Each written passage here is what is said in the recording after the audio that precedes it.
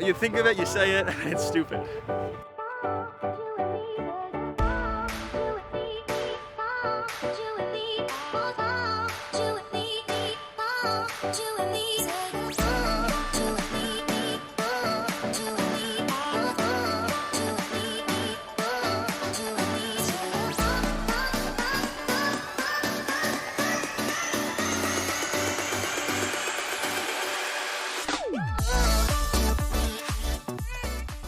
All right, what is going on, guys? Welcome back to the channel. Today I want to take you guys for a little sneak peek into how I've been practicing this off season.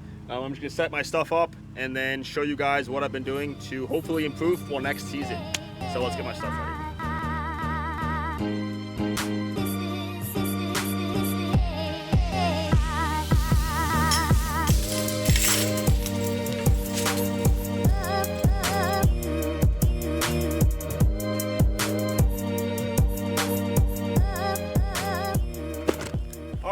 Now that I've got my stuff out, I have to set up my ring of cones, which I'll do right now. So let's speed up the fast motion with the editing skills.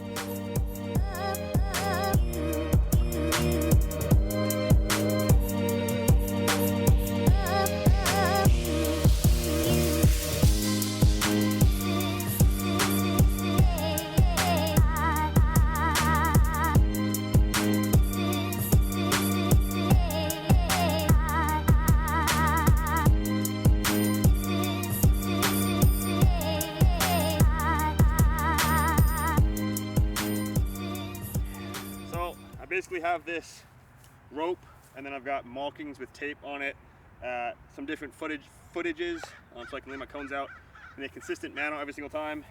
This is for like putting, which I will get to in a bit, but first I have to make a ring for my throwing stuff.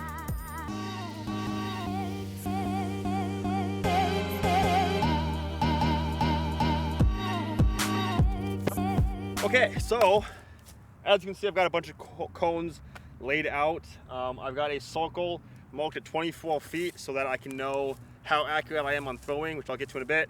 And then I've got a line of cones set up kind of just in 4 different quadrants so I get different wind for putting. So I've got like circle 1 putting and circle 2 putting, and it's all super structured. I keep notes of everything on my phone. I'll probably put that on the screen. I'm just gonna show you guys what I'm doing. But one of the reasons I'm doing this, where I keep track of everything, is to kind of make sure that I'm intent with every throw and trying, focus on every throw. It was really easy for me to kind of come to a field and just kind of throw shots and just kind of tone my brain off, just go out and putt for like an hour or two and not really think about anything, which I think is kind of a bad way to practice, because when I go to a tournament, I don't want that kind of mindset to even be an option. I don't want to practice not how I play. So obviously I want to play focused and intent. That is how I want to practice. So I've been kind of keeping track of everything and going through these different stations, which I'll show like on the screen. And yeah, so with that being said, let's jump right into, I guess, kind of the first one on the screen, which I think is like a standstill backhand. You can see I've got standstill backhand, standstill forehand, backhand approaches, forehand approaches, some longer distance stuff as well, and then we've got a bunch of different putting circuits as well. So I try to get through a lot of it each day, and then I also like to play around at the end of it all, which you can see as well, and then keep track of that so that when I go to the course, I'm actually keeping score and throwing every shot focused and intent as well. So yeah, let's do a standstill backhand and kind of show you guys how that goes. And you can also see that I try to keep like records on there, so that way I can kind of be motivated to try to do my best and beat my old, personal records. So yeah, all right, let's throw some shots finally. All right, so I'm gonna go do standstill backhand approach straight. You can see I've got SS, BH, AP, ST. I don't have all the space to write everything, and then at 225 feet. So I've got my rangefinder, I've got 225 feet, shoot the basket, and then try to get as many shots inside of 24 feet as I can, and then that's where I've got, 8 of 15 or whatever. I'll keep track of that, and then move on to the next one. So I also put the wind next to the date so that I know how windy it was, because that obviously affects how kind of accurate I can be. So now let's finally go for some shots.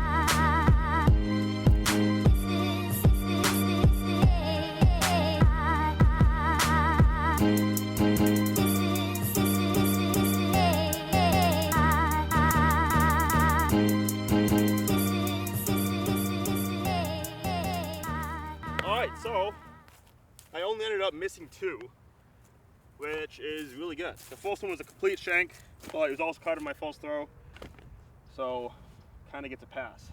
Also to note, when I do the backhand approach straight, or the backhand approach from 225 feet, I'm using puddles, I'm using mostly roaches, and a few Challenger SS's. So, and then when I do the forehand approach straights, I use zones. When I do backhand approach from like 300 feet when I'm actually doing a run up, then I will use the same discs, the puddles, and then same thing for the zones from 250, I think. And then when I do like forehand or backhand from 400 feet, I'll use ragdolls, and then forehand from 350, ragdolls as well. So that way I get kind of a mix between, you know, the slow stuff and the fast stuff, and still work on accuracy and power and all those things. All right, so if we look at our history of this station, which is standstill backhand approach straight from 225 feet, 13 of 15 was the record, which means we tied it. So I'll put a little T just so that I know that I tied the record. So I have not done better than that. So the little camera helps. Now I'm going to pick up all of the puddles and then move on to my next station, which I'm just going to jump all the way to forehands from 250 feet. I'm going to try to throw them all on Annie this time and get them in the circle. I like to kind of bounce around and obviously mix in the putting as well, which I'll probably do next to kind of show you guys how that goes. But I like to mix up, you know, backhand and forehand and everything, just because in an actual tournament you don't just throw the same exact shot over and over again. With that being said, let's go on to the next station.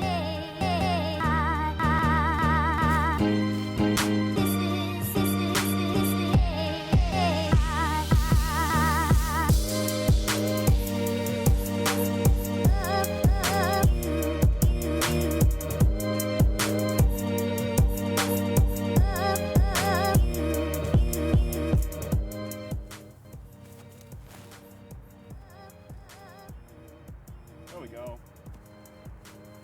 That's what you want. You want to just pan out a little bit too, kind of land flat.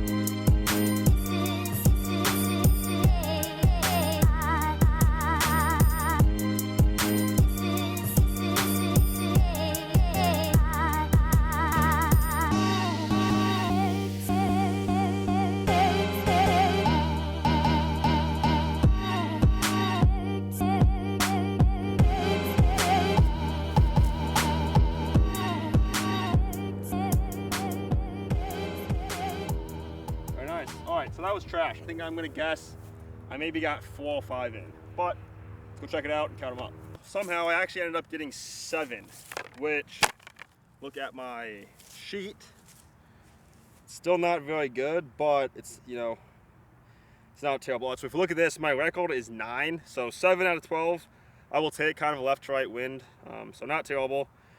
Another nice thing about kind of keeping track of everything and really structuring the practice session is that it makes me practice every part of the game. It was also kind of easy just to come out to the field and just throw the shots that I like throwing, just Hyzer all the time. And this kind of forces me into throwing every single shot and seeing that I need to practice everything. It also shows me what I'm weakest at and what I should spend a little bit more time focusing on and trying to improve. So with that being said, let's clean these zones up and then I'll get into my first putting station and show you guys how that goes. All right, did a couple throwing stations. Now it's time to move on to the putting, just to keep it mixed up and kind of cycle between everything to make sure we get some of everything in. So the first one I'll do is just a circle 1 putting station. I have a cone set up at 21 feet, 24 feet, 27 feet, and 30 feet. I've got 4 puddles.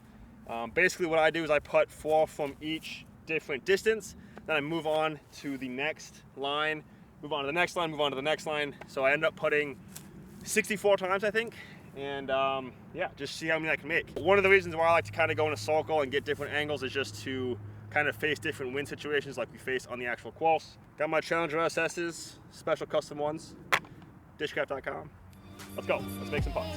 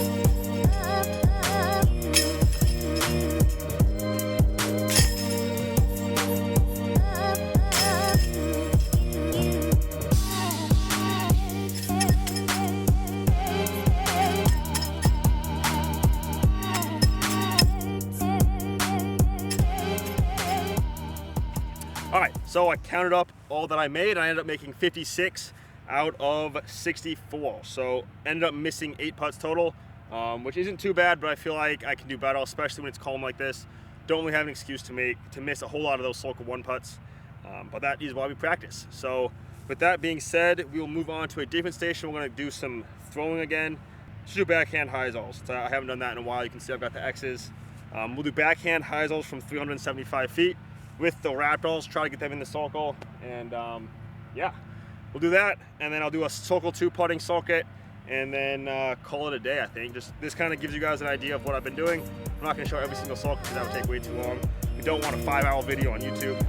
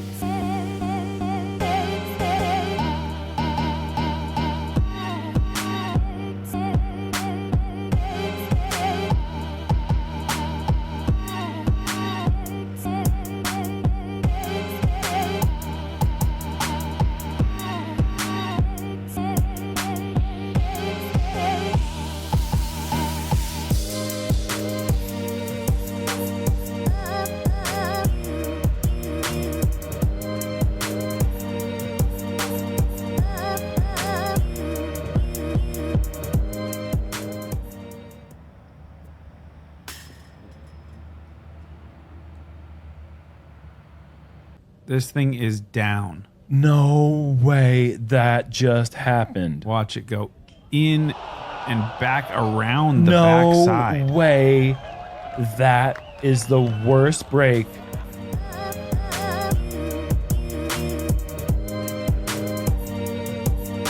I got 12, I think. So we only missed 3, kind of 12 of 15, which is tied for the record. So that was also a good station. All right, so that's all the throwing I'm going to show because I think you guys kind of get the idea of what I do now. I just kind of go through a lot of these, or most of these, or some of these, and then if I miss some, the next day I'll try to kind of pick up the slack and just kind of rotate and make sure I get everything practiced and trying to just get my game as well-rounded as I possibly can, really strengthen the weaknesses. But yeah, with that being said, let's do one more station here. I'll show you guys a Circle 2 putting station. So I've got cones set up at 35 feet, 40 feet, 45 feet, 50 feet, and 55 feet. So this way I can kind of improve that Circle 2 putting.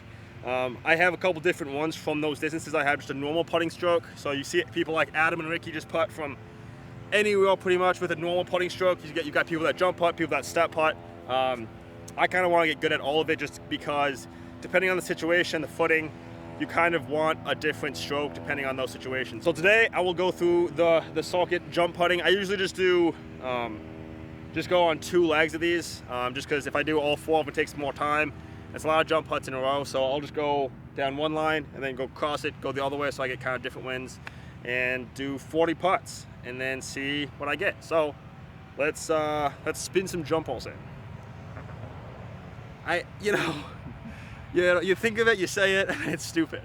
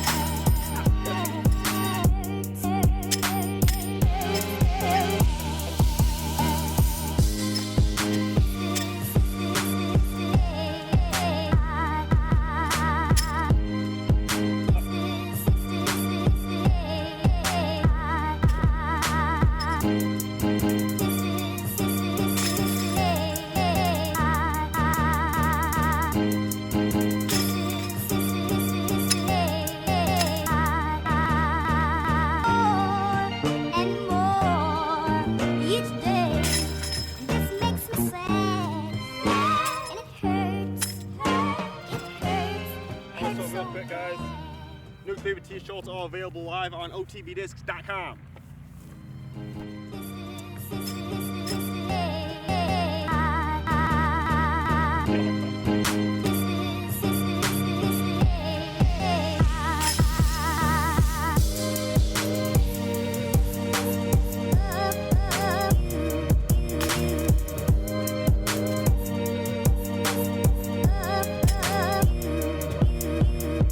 Okay, so I got 19 out of 40 on the putting, which is pretty solid, almost 50%. Obviously, I didn't go back all the way to 67 feet, but I'm not at the point yet. Well, that's like a consistent kind of distance. So that's basically it. I basically just do that. I kind of cycle through all the different stations, and then at the end of it all, I clean up, and then traditionally I'll go play a round at a course and keep track of that as well, just so that I'm always focused on my shots. So yeah, I think there's a lot of positives to kind of keeping track of everything like this. I haven't really done this at all since kind of this off season is when I started. So before that, it was all super unstructured. I would just go out and throw shots. And I feel like this has been good just because it really helps me focus up, and I can go back and see kind of how I've progressed and what I need to walk on. So with that being said, hope you guys enjoyed, hope you guys learned something. Maybe you guys will implement some of this into the way you practice. But yeah, thank you all for watching. I hope you enjoyed. Thanks to my brother Judah for manning the camera, and hopefully he did a good job. I'll find out later. But with that being said, thank you guys for watching, and we will see you in the next video. What's that? You always keep on dreaming. keep